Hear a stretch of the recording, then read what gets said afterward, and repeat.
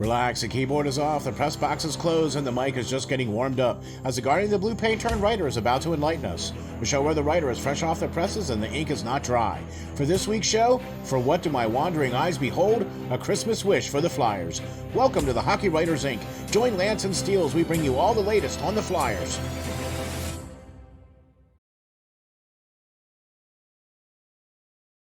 Hi guys, welcome back to the Hockey Writers Ink. As always, I'm your host, Lance Green. And as always, I'm your co-host, SteelFlyers. And Lance, sir, how are you doing? I am doing great this holiday season. You are great. I have to say that, yep, we're doing pretty good too here at SteelFlyers All Sports Network. And we would like to wish you and yours a very, very Merry Christmas and a Happy New Year. And we're going to get into a special little show here for you guys today. We got a little mixture of a great article from the great Lance Green, writer extraordinaire. And we got a little mixture about what's going on. And we're going to talk about the World Junior Championships as well, too, because, the Flyers have a huge stake of player in the World Juniors, and we will be all eyes on that particular player for sure. So we want to talk about the World Juniors. We want to cover a little bit of that and get into some of that information for you here too. And so here we go, folks. Episode 106. Wow, episode 106. Did you ever think we'd get that many?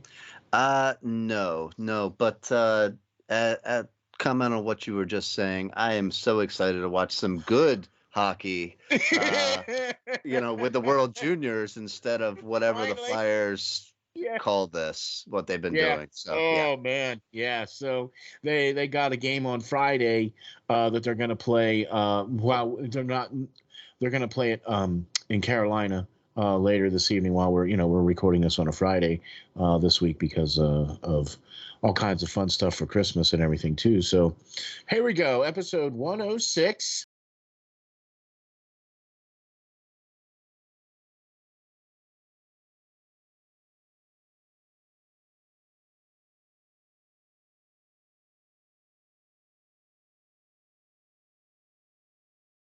My wandering eyes behold a Christmas wish for the Flyers.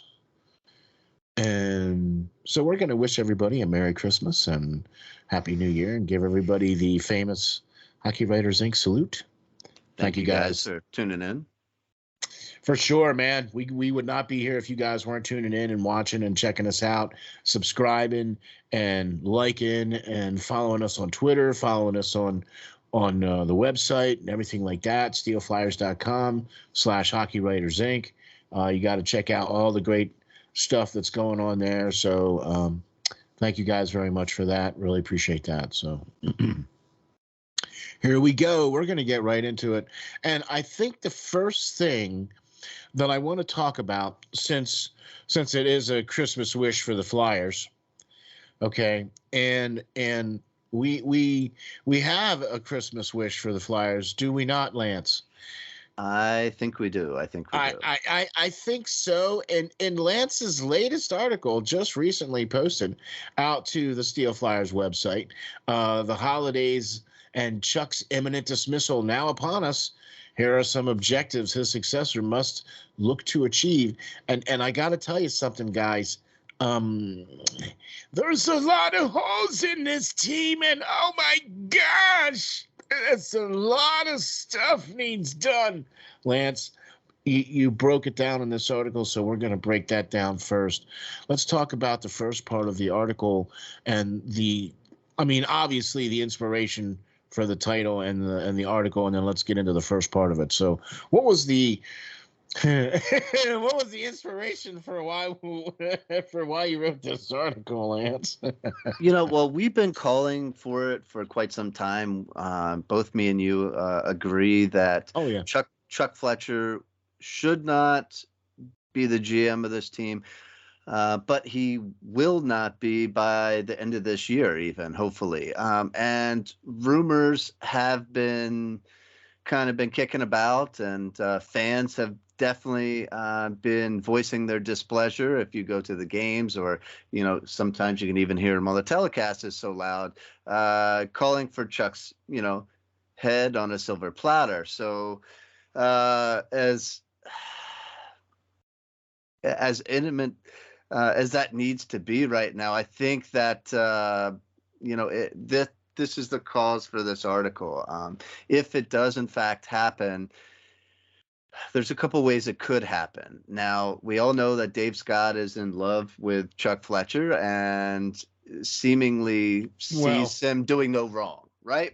He's covered for him numerous occasions and, made more excuses than you could throw a book at as for why he has not been able to accomplish his goals for this team.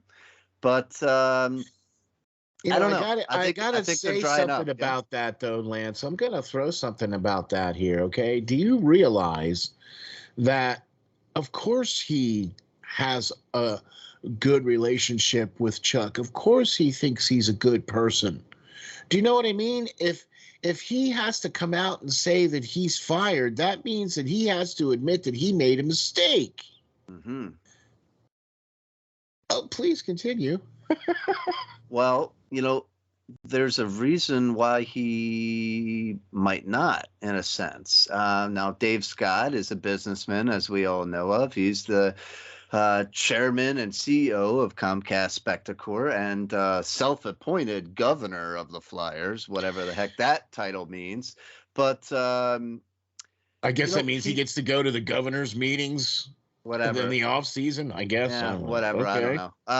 But he might not outright fire Chuck Fletcher. He could rather promote him to the title of senior advisor, right? A job that was created for the aging 67-year-old Paul Holmgren. So he could replace, in a sense, Paul Holmgren. So to give one horrible GM a job and forgo that and give it to another horrible GM, and have him advise the wise and whatever Dave Scott. So we'll go with that is a true possibility as well, besides just firing. So he wouldn't have to eat that crow that you're talking about, right? Yeah, see, so, I knew you'd have to bring that awful thought up. Yeah, but that leaves about a bad taste in your mouth, right about there. You know what I mean? That little stomach acid goes right up there, right? Yeah. But with Chuck's firing or possible promotion, whatever, it should leave this team with an impending vacancy, right? Where they could go out and try to acquire maybe a proven young, innovative thinker of the game, like Chris McFarland of the Colorado Avalanche, who I like, assistant general manager there. Eric Tolsky from the Carolina Hurricanes, a guy who I wrote about before, if you guys follow my work. Or, perhaps a favorite coach and GM of mine, currently with the Brooks Bandits of the AJHL, Ryan Papiano, who I think would have done no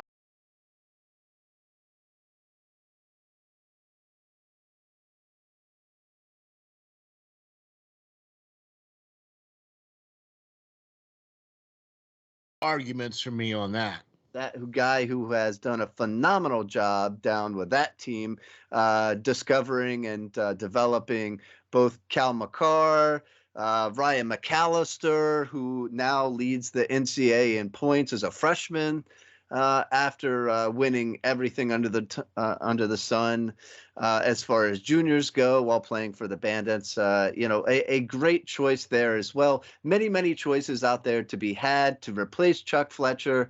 But that probably won't happen, will it, Steel? Because the Flyers have already been grooming a guy for quite some time. Okay, so, it's funny that you mentioned that, because I was never even remotely thinking of anybody else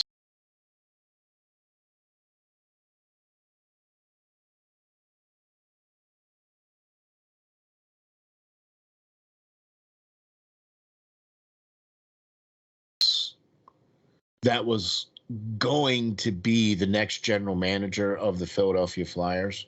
Right. Because if you promote / or fire Chuck, whatever you do with him, right? If you show him the door or if you put him in the elevator, now you have a general manager position vacant. And I would assume that you would then also have an assistant general manager position open as well, too.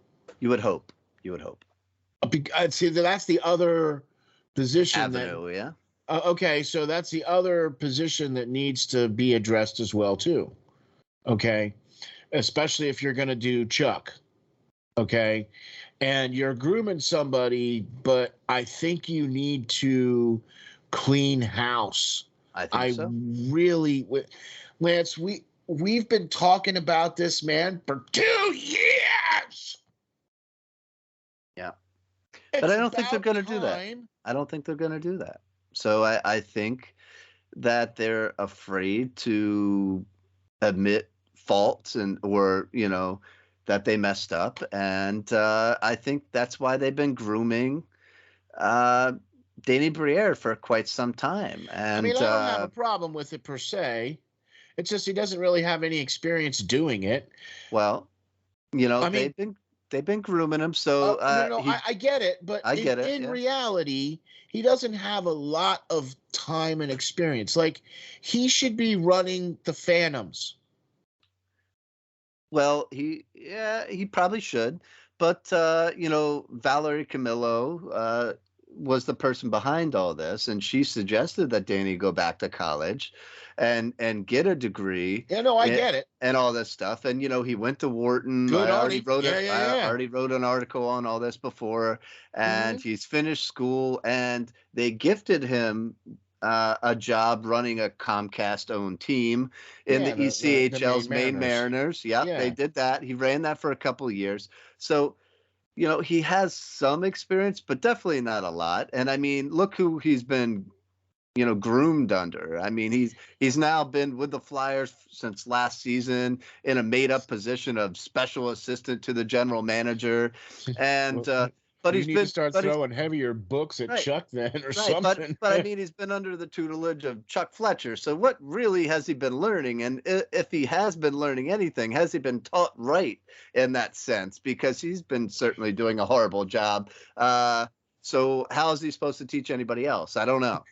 Tell us how you really feel about that, Lance. No, it's very clear about how we feel about where we think the direction of management is and where it should be going. And we really feel that, and we've talked about this, for 2 years now, that they really need to clean house. And I really think with Tortorella being there, he's going to have some say or influence on some of it, I hope, to some extent. You know what I mean? But you got to have a good tandem of a general manager and an assistant general manager. Mm-hmm. And I think if you get one of those young and up-and-coming thinkers to come in to help with Danny Briere, because he seems to be the unspoken appointee to the the up-and-coming seat of whatever you want to call it there in Philadelphia, it just seems like the writing is on the wall for him to be the general manager of the Philadelphia Flyers. And you don't groom somebody for however many years and not have him be the next guy. Well, I think it's a if not when kind of situation for Danny, for sure.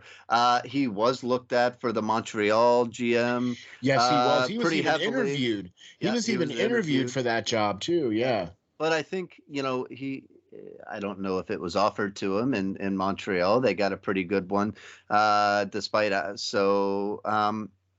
but with that, I don't think that he would have not taken that job if he didn't know that, this one was going to be coming available sooner rather than later. So, yeah, because why would you attach yourself to some organization and say, hey, they said go to go and go do this and go and get that, and then you go and do all that stuff, and then they turn around and be like, well, yeah, it's been a slice. Yeah. That would probably not be good. So quite honestly, if he does become the general manager, I would like to see at least Papiano get a call, or at least. I think he would be the only one getting an assistant general manager job. Out of the names I said, there's plenty other people that you could hire, but those guys already have assistant general manager jobs in the NHL.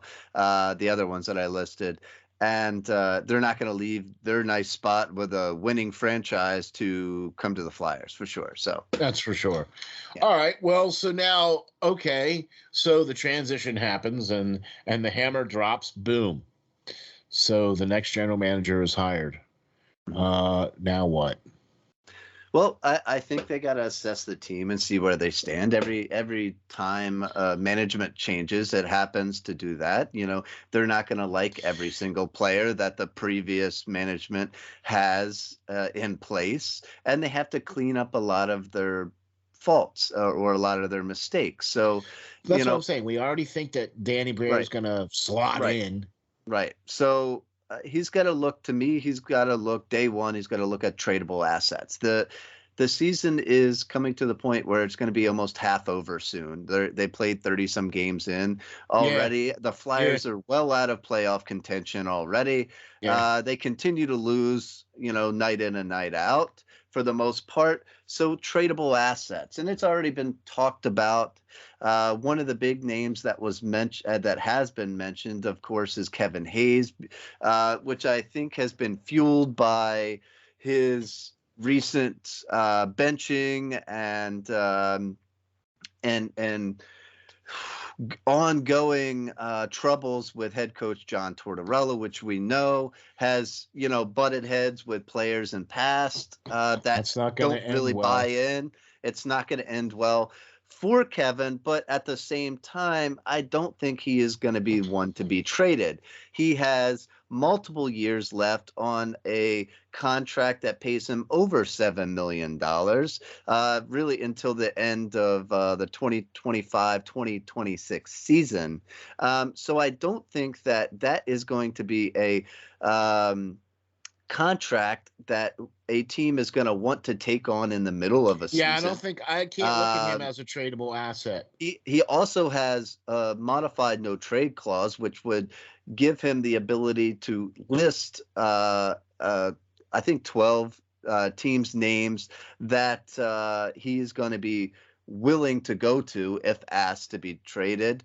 And, that always makes it, we've seen that with the whole Giroux debacle of last season, and that made it a lot more difficult and gave the Flyers a lot less than they could have got for him. But a player that I think more likely to be traded is James Van Riemsdyk. Now, he is 33 years old. He is clearly not the player that he was when the Flyers signed him back after, he had such an amazing seasons in Toronto, but he still is proving to be pretty effective when healthy. Last season, he was the Flyers' top goal scorer, and this season, at the point I wrote the article, he had 12 points in 13 games played this season. So he still can bring it. He's come back from having finger surgery and everything, because his finger was pretty gnarly looking, dude, by the way. Yeah. So I mean, and first time in a long time, I think Torts has got this guy skating. I've commented on how bad his skating is since he's been drafted. It's been horrible.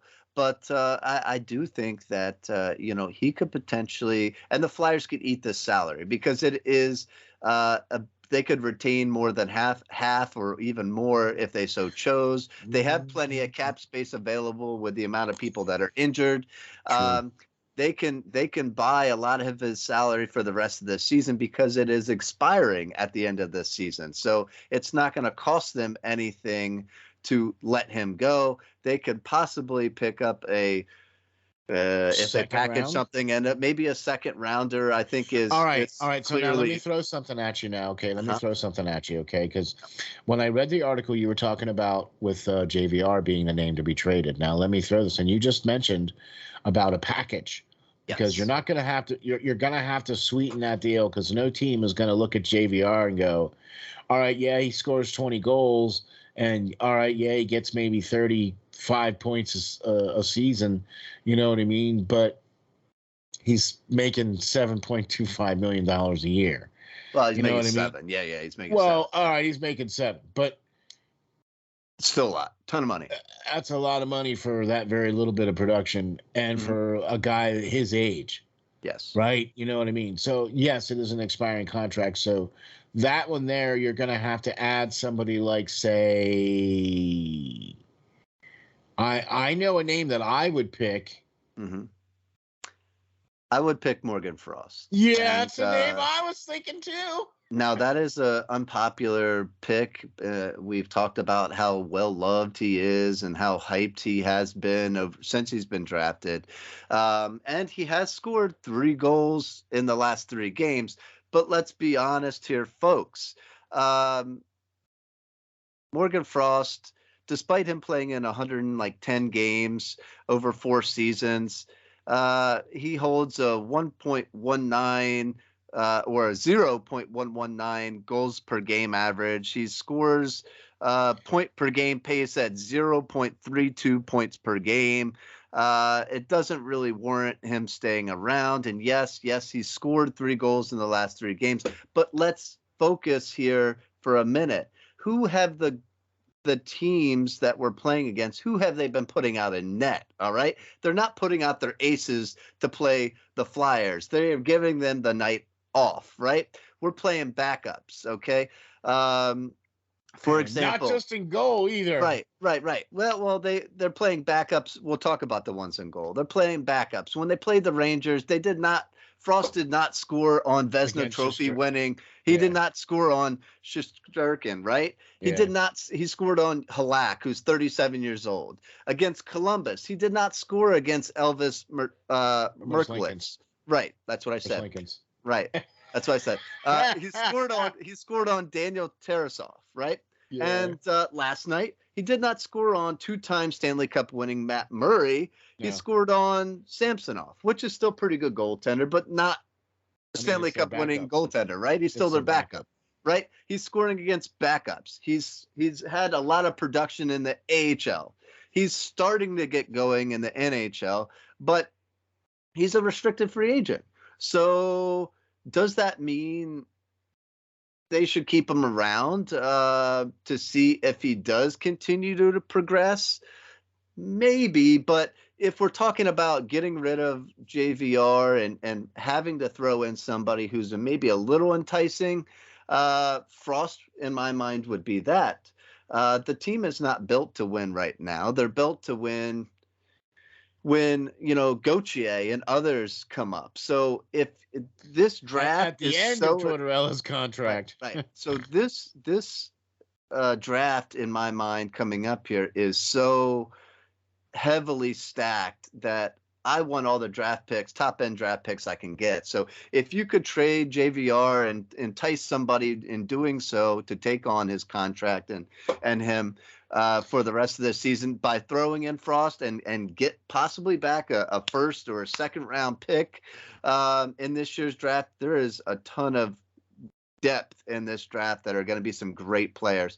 And I would love to see the Flyers. They don't have a second round draft pick in this draft or the next draft. So in getting something like that and building for the future, because this team is not going to be a winning team for at least 3 years, in my mind, I think you do it. All right. Yeah, you got to be sellers at the deadline, big time. You got to be trying to get as much draft capital as you possibly can get. Well, and you gotta pass in on that too. Yeah, go ahead. But no, it's not just this draft, right? Okay, it's the next draft as well too. That's supposed to be pretty well stacked as well too. So you need to get as much draft capital as you can. All right. So now, we also know that there's something else that needs to be. So that's tradable players, right? Deals that need to be made so the draft capital can be achieved. Right. Okay. What else does the next GM need to do? Well, I think that they would need to be moving up in the draft. At the end of this season, hopefully they have gained, like we just talked about, some more assets, some more draft assets there so that they can move up in this draft. Like I previously said, they have no second round picks this year. They have no second round picks the following draft, but they do have 2/3 and 2/4 and their first round pick. So they could use some of those. I don't want a third or fourth round pick in this draft.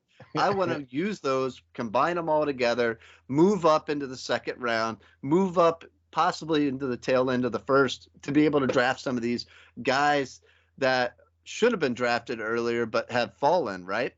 You know, some of these names that are out there that I really like are Will Smith from Team USA, Callum Ritchie, who I already wrote about, Braden Yeager, who I already wrote about, Andrew Cristall, who I think is an absolute star. I've hands down. And look, I have, I would be willing. Here's what I'd be willing to do. I would be willing to trade all of our draft capital except our number 1 draft pick. Yeah, to be able to jump up to select him. I think he's that special. I think he's that special. Yes. Yep. Okay. I like Riley Height. That's another good name too. Oh, right. I like Cameron Allen on defense. There's just a lot of good picks. And these are the guys that if acquired, maybe not all of them, obviously, but maybe, moving up to be able to select 1 or 2 of them in this draft in the first, or maybe in the beginning of the second. Early second, to go along with guys like Gauthier and Cam York in the future.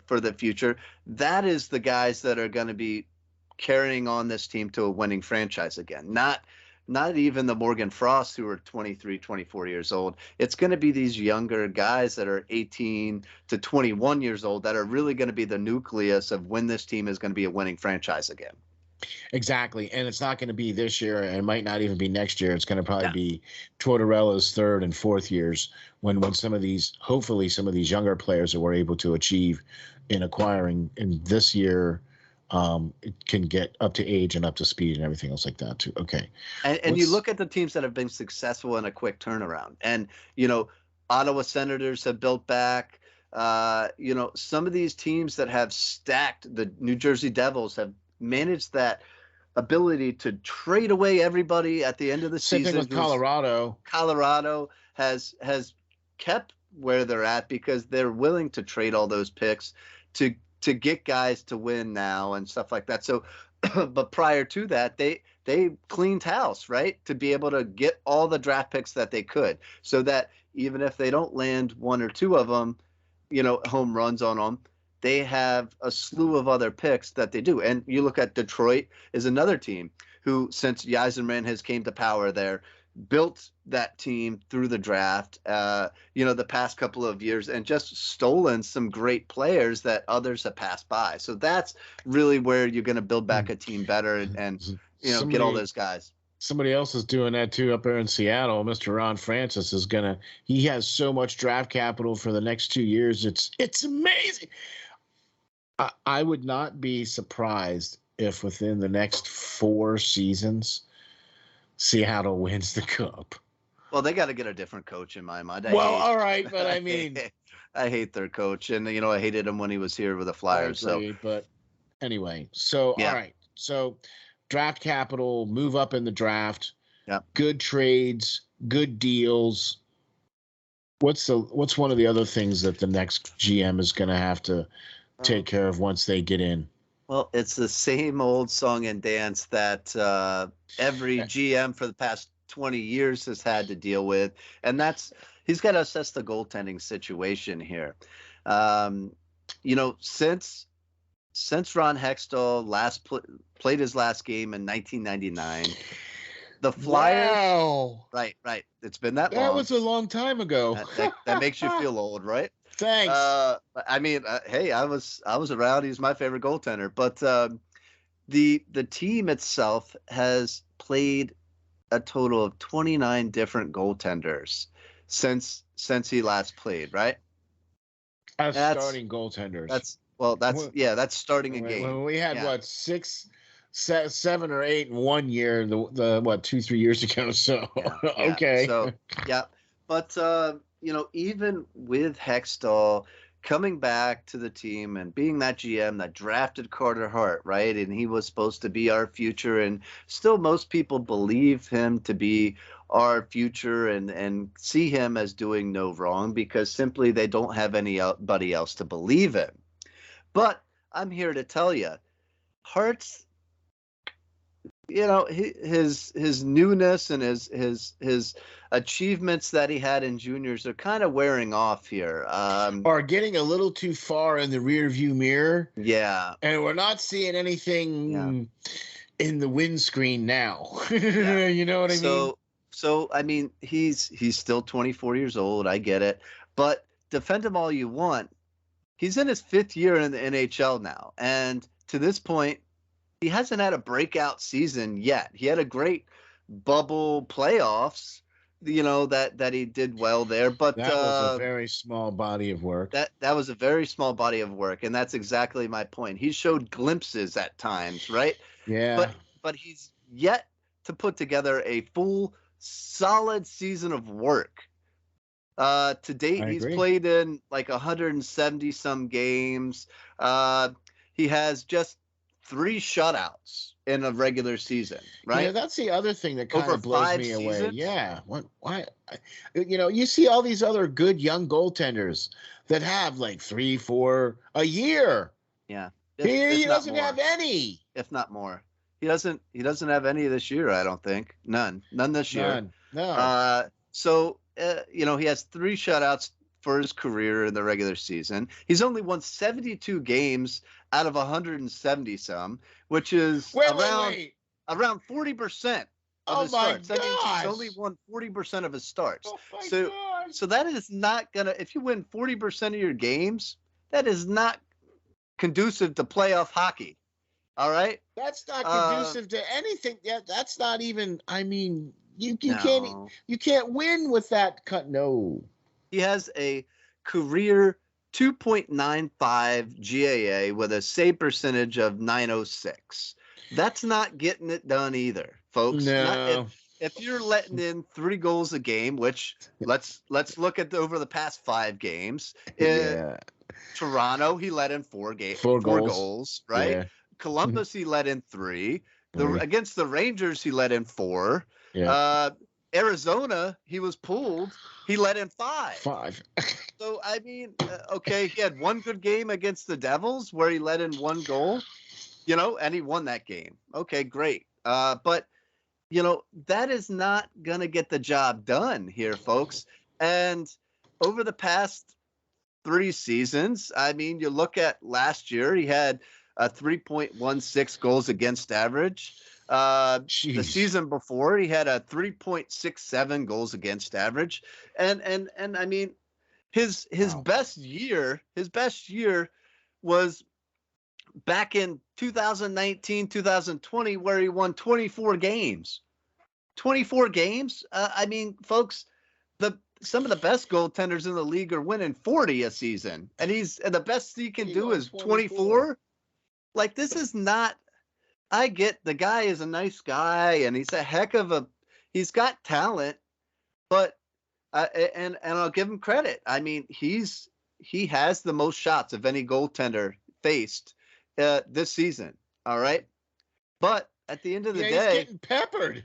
He's getting peppered for sure. His team's not doing him any favors the past couple of years, but at some point you got to step up and be the guy. I mean, Dominik Hasek won a Vezina with Satan being the point leader for the Buffalo Sabres that year with 40 some points. All right. And he won a Vezina.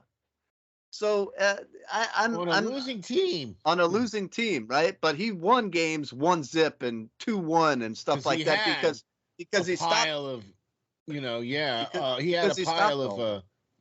a pile of shutouts. Right. He was standing on his head and saving. He was getting peppered, but he was making the saves.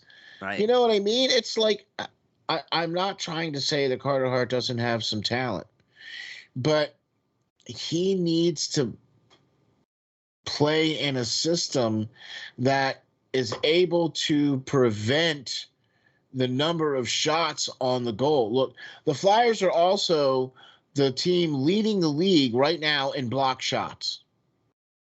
So now they're leading the league in block shots, and Carter Hart is leading the league in shots on goal. Right. Well,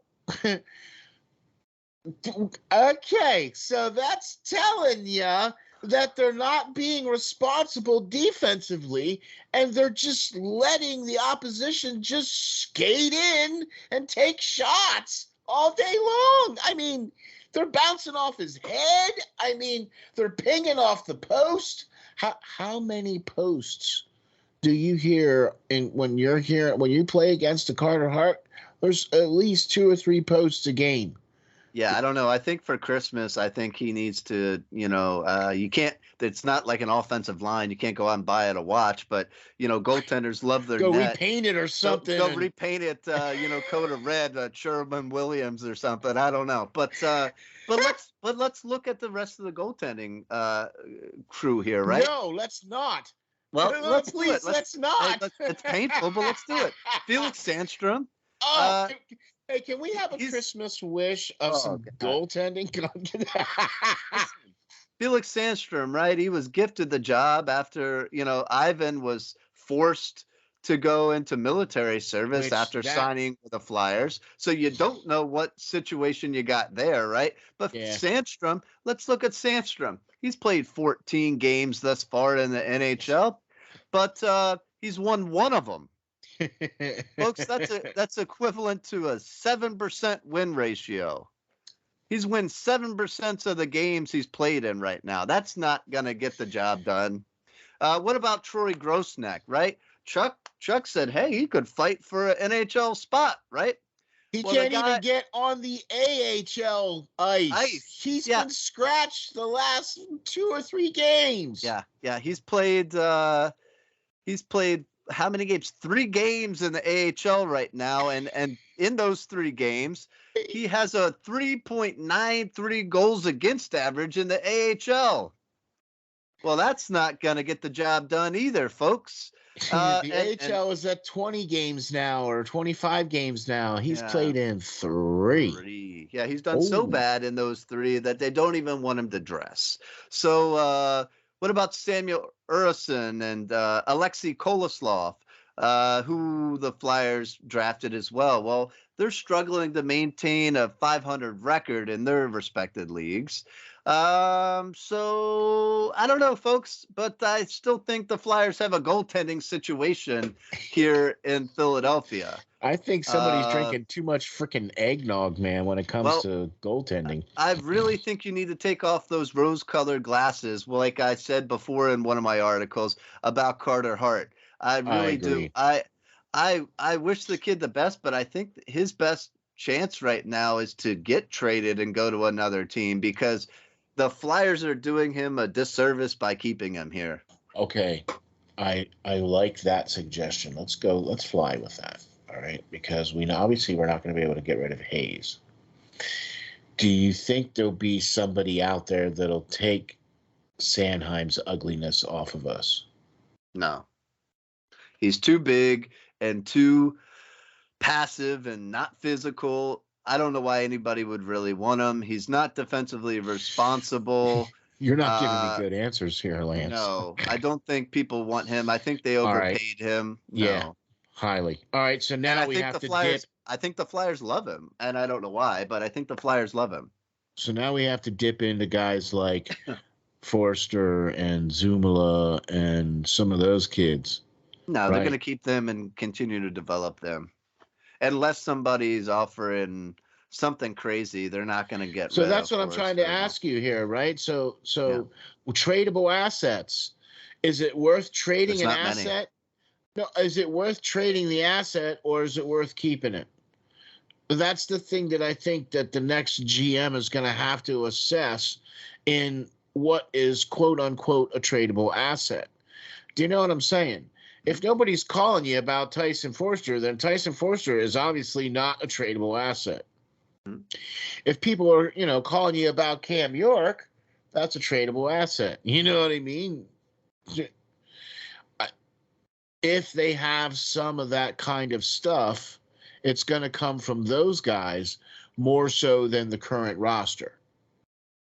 I think more of it would come. That would come. What you're talking about would come at the draft.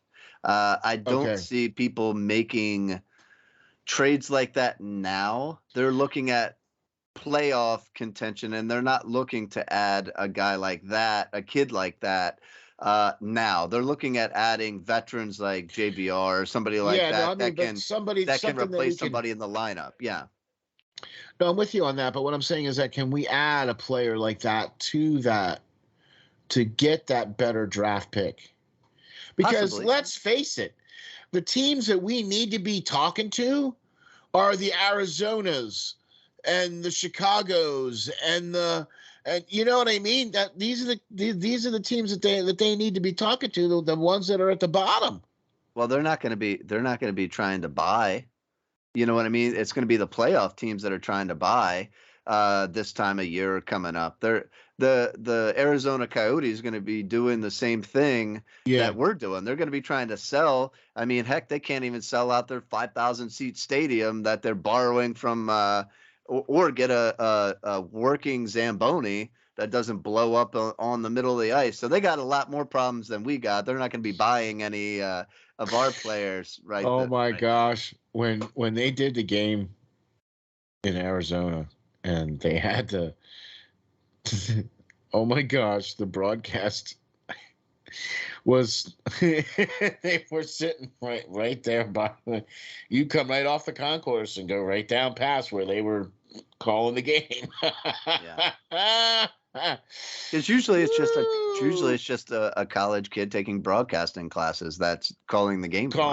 Yeah, that's what I mean. So it's not set up to be a professional hockey league anyway. No. Yeah.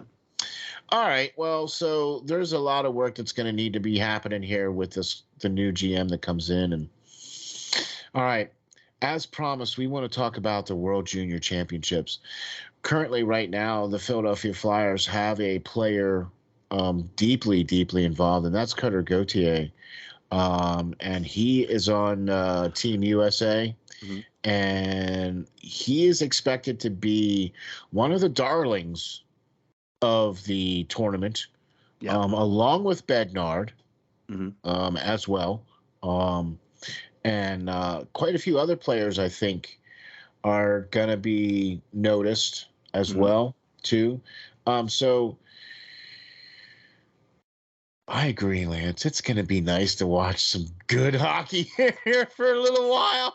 Folks, I'm telling you, I am excited about this tournament every year because we all know I love prospects. Oh, yeah, and we do too. That's what you're sitting there, you're seeing the people of the future, the guys of the future right now, and this is the tournament of any tournament to watch. And Cutter, like we said, he's a big guy for the Flyers coming up here, and he's doing great at Boston College this year. This season, he's played in 13 games. He's got 10 goals, 6 assists for 16 points. And he's playing on a pretty nice Team USA. All right, you got Logan Cooley, who was drafted pretty darn high himself. Yeah.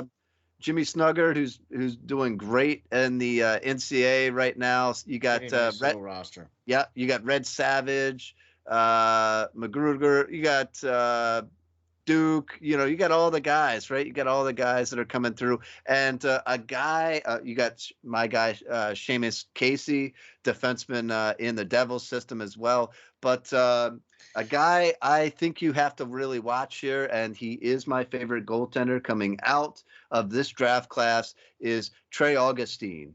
All right. I really, really think you need to watch USA's goalie, Trey Augustine. That is my pick. You got a lot of big names that are going to be on this Team USA, but I think he's going to shine, and I think he's going to make a name for himself in this tournament. So he's undrafted? Right. He's available for this draft. He's available for this coming draft. Yeah, this coming draft. Mm-hmm. Okay. Yep. See, that's another reason why we like watching the World Juniors is because, you see a lot of guys that have already been drafted by other teams because we're obviously, we're going to see Shane Wright. We're going to see Cutter Gauthier out there. We're going to see Hughes out there as well. We're going to see a lot of the number one draft picks that have been drafted over the last 2 seasons from the professional teams. But you get to see some of the guys that haven't been drafted that make the national teams, that are the guys that we like to scout, are the guys that we like to look at, because they're going to be the guys that are going to be coming up in this draft and next year's draft. Yes, and Trey is just that. He's 17 years old, and he's playing for the United States Development Program, which we all know is amazing. He hasn't lost a game this year. All right. Yeah, buddy. He for the U18 team, he's 12-0-2, and then when they take on the USHL teams, he's 4-0-2. All right. Yeah, buddy.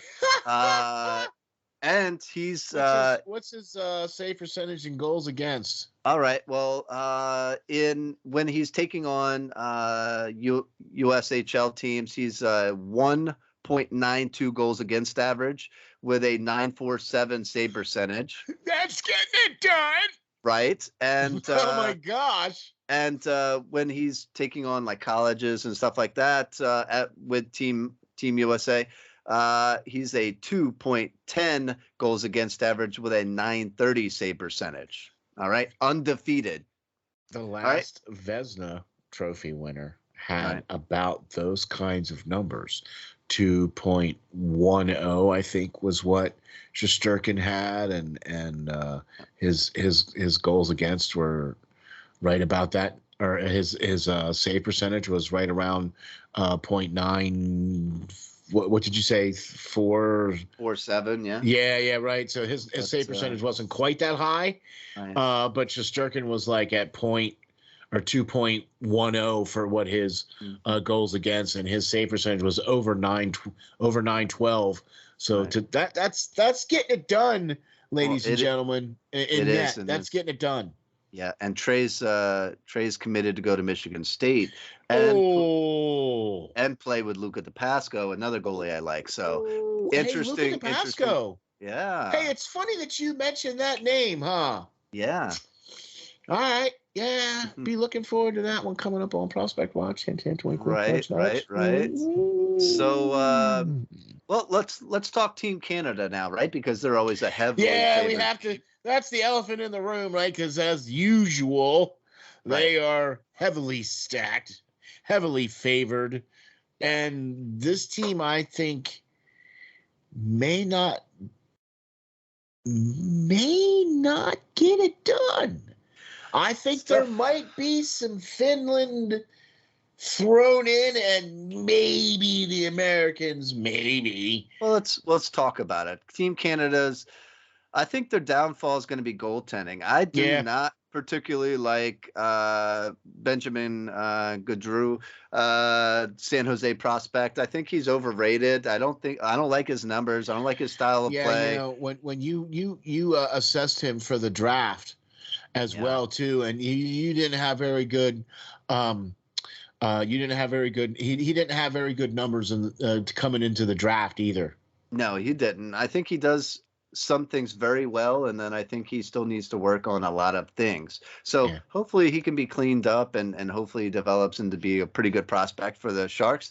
But where I see them having, depth, Team Canada, is obviously, Shane Wright and Bednard are going to be amazing out there together. Adam Fantilli. I really like Nathan Gauthier, who I wanted the Flyers to take, but and had in my mock drafts, but the Ducks, a very smart team, picked him up, I believe, in the second round. Yeah, I think so. And I'm really interested to watch Braden Clark, Kings draft pick on the back end, a right-hand shot defenseman in that sense. I think he's somebody to watch, and Colton Doc is amazing as well. So for Chicago's system. So definitely a team to watch for sure. I don't think they're going to be as strong as they were in the past, but when you got a guy like, old Connor on there, I think he's going to light him up. And Shane. Yeah, Connor and Shane. Man, that Shane Wright kid, man. Oh my gosh, he's coming into his own finally. He's finally starting to. The light bulb is starting to go off for that kid, and I'll tell you what, that's just going to spell bad things for goaltenders because he has it. Yeah. So, and we're gonna see. This is what I want to see. I want to see how Bednard handles things in this stage. I want to see how Finanius hands things in this stage. I want to see how some of these other players handle things in this. This is why I love this tournament, because it's a really good measuring stick, I think, for NHL players or potential NHL players or prospect NHL players. Do you know what I mean? If you have a good showing in the World Juniors, your draft capital usually goes up. Do you know what I mean? And you tend to get onto a team or into a system that helps you a little bit. You know what I mean? So, well, who'd you talk about? Finland? Let's speak on Finland. Finland, next. I think, is going to be. They're always pretty darn good in these tournaments for sure. And so is like Sweden, because look, we're going to be without the Russians. Yeah. Okay, so because of everything that's going on, it's a powerhouse taken out of the loop there. So it is, it is, and you really have to look at the fact that level of talent and skill is now not there. Mm-hmm. So I think the team that's going to fill that void is going to be Finland. Or maybe even Czechia. We'll see. I don't know. I really think Finland has a pretty good shot. Well, Finland's got some good players on there. When you look at Oliver Kapanen, who I really like. Oh, yeah.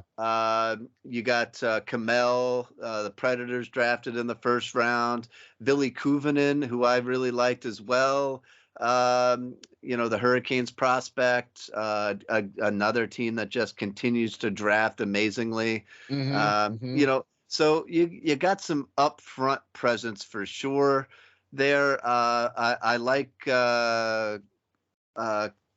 Nicholas Kuku, who the Kraken selected in goal.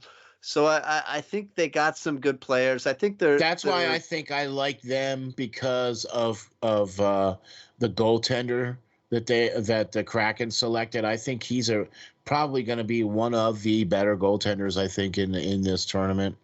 We'll see. I'm seeing. We'll see. Finland tends to play their guys growing up.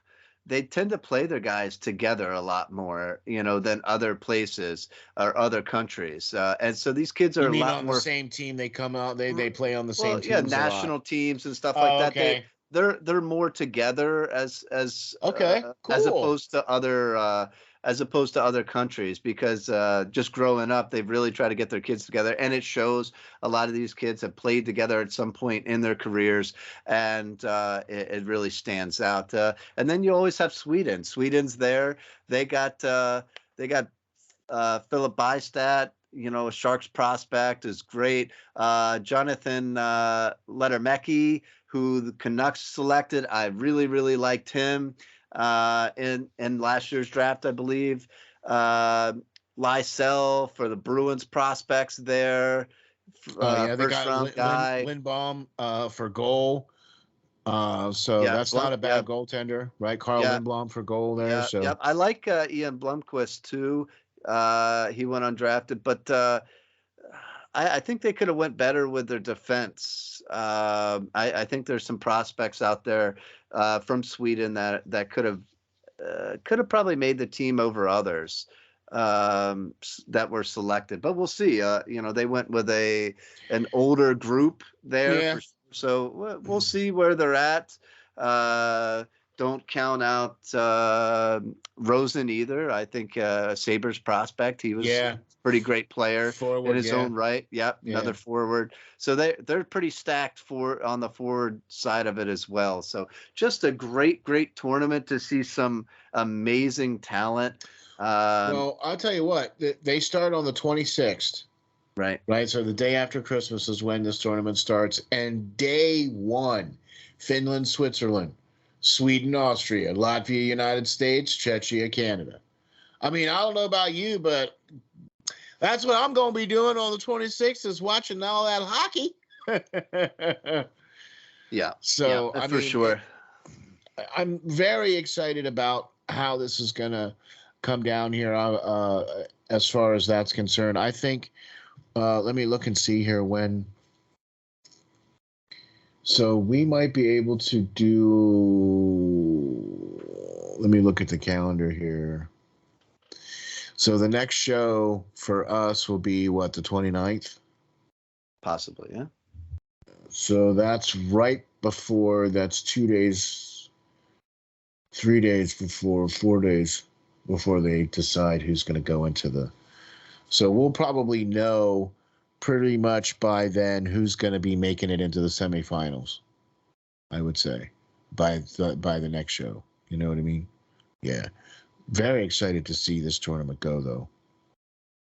For the first time, they're all going to, there's no restrictions. There's no, it's going to be played in Halifax, Nova Scotia, Moosehead right? Country, yeah. Moosehead Country. Yeah, there you go.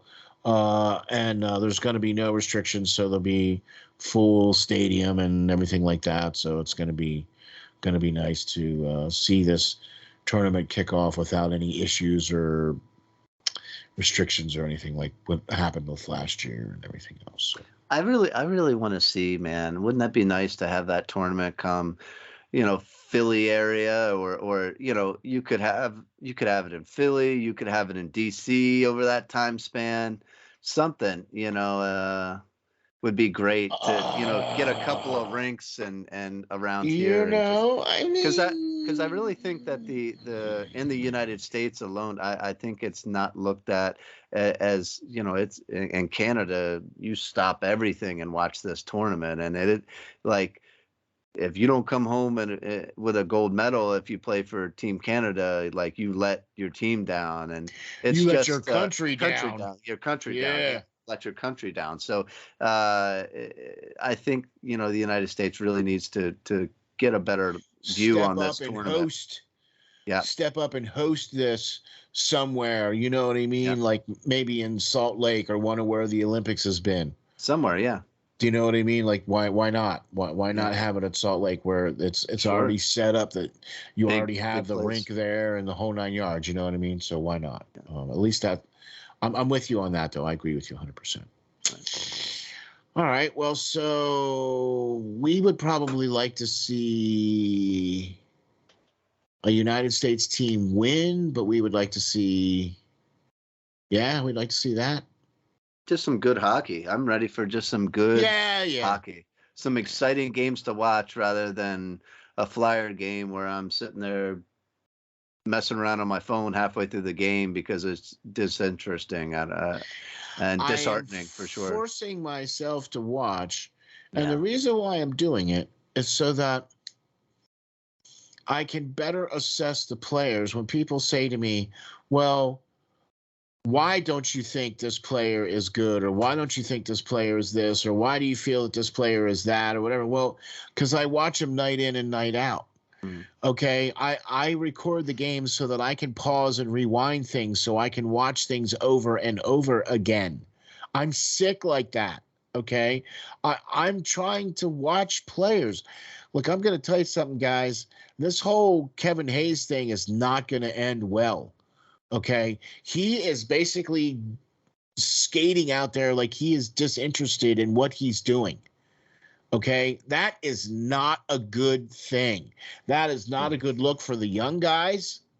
Okay, that I don't care what you say or anything like that, but that ship needs to be righted real quick, or it's going to be ugly.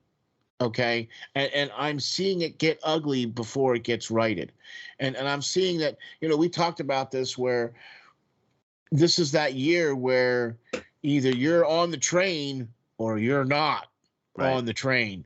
Okay. And I think that he might end up being a casualty of not being on the train. Well, if he continues to go down the path that he's going, you know what I'm saying? Well, a couple points to that. I loved how Keith Yandel had to come out and comment on it. Like, you're not even with the team anymore. I don't think you needed to do that. It's not, I get you trying to stick up for your friend, but your friend is getting paid $7.1 million to be the guy. All right. They don't have Claude Giroux anymore. They have Sean Couturier and Cam Atkinson out. We need Kevin Hayes to step up, and I wrote articles on it. I think Kevin Hayes at times has played great this season. I mean, he was around a point per game player. Agreed. Yeah. But you're getting paid to be the guy. You were the highest paid active player on this team. Night in and night out, you need to bring it, and you're gonna get that pressure from Tortorella. If you're being paid to be the guy, he's going to need you to be the guy. Especially if he's part of the leadership group too. Right. They're supposed to be. Yeah.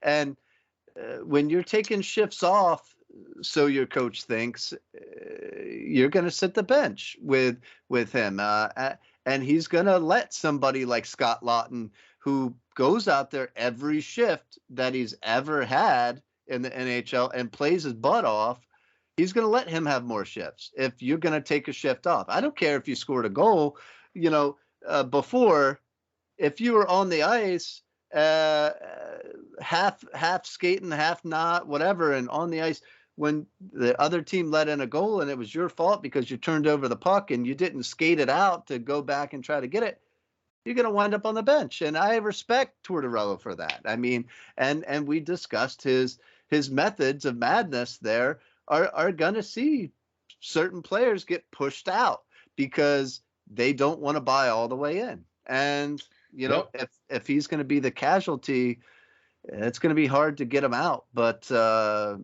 believe you me, it might happen if he can't turn it around. So, I mean, that might be one of those things where if they can't trade him or release him or waiver wire him or something, they might have just end up buying him out, which I don't know, but I hope it doesn't come to that. I mean, I hope you wouldn't buy out a guy that gets paid or that gets paid for the next few seasons where you're going to be costing you money, but also the fact that he is being kind of productive this year, but he's just not.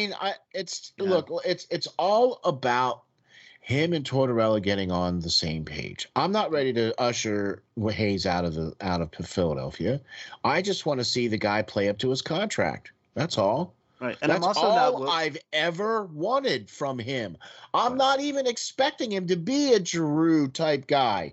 I'm not even expecting him to be, leadership. I'm just expecting him to play to his freaking contract. Yeah.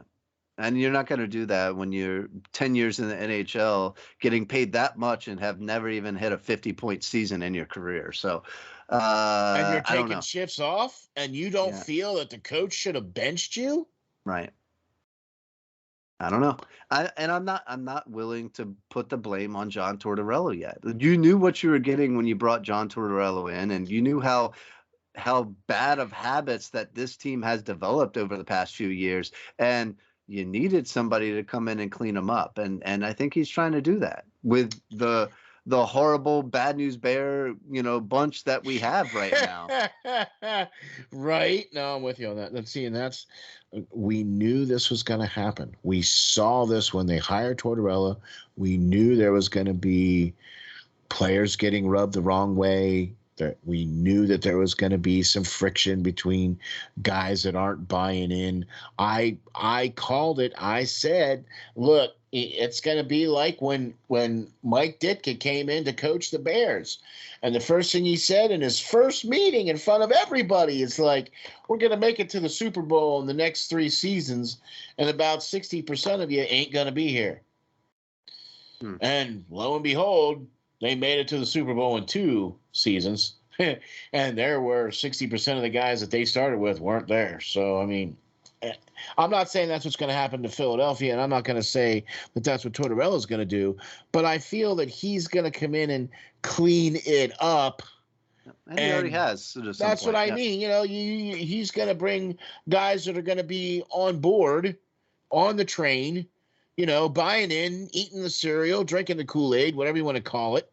And guys that aren't are going to be sitting in the press box or playing in the AHL or getting waived or, you know, whatever.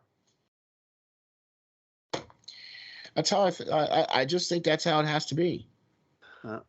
Finally, a coach that's doing that. You know what I mean? Finally. You know, I have not had anything quote unquote bad to say about Hayes's game this season. But if your coach is telling you that you need to do something and you're arguing with your coach, that's probably not going to end well for you if you're arguing with the coach. So, I mean, at the end of the day, Tortorella's got a Stanley Cup ring on his finger. Kevin Hayes does not. I mean, you can't argue that kind of logic, can you? And Tortorella has Jack Adams awards. Like, I think you listen to the guy. You may not like what he's saying, but at some point you got to put your ego aside and reflect. Look in the mirror and look in the mirror and be like, you know, hey, what he's saying may be true. Yeah. Yeah, what he's saying might be true. And, you know, that's the sad of it. But, you know, hey, I'm looking forward to the World Junior Championships. I'm looking forward to the Flyers having a break. I'm hoping that they use the break well. You know, maybe Christmas can come a little earlier than hopefully we think or whatever. It'd be nice. Dave Scott. You know, because we know he listens to the show. Clearly not. Clearly not. Because if he did, he would have a much better team, I think.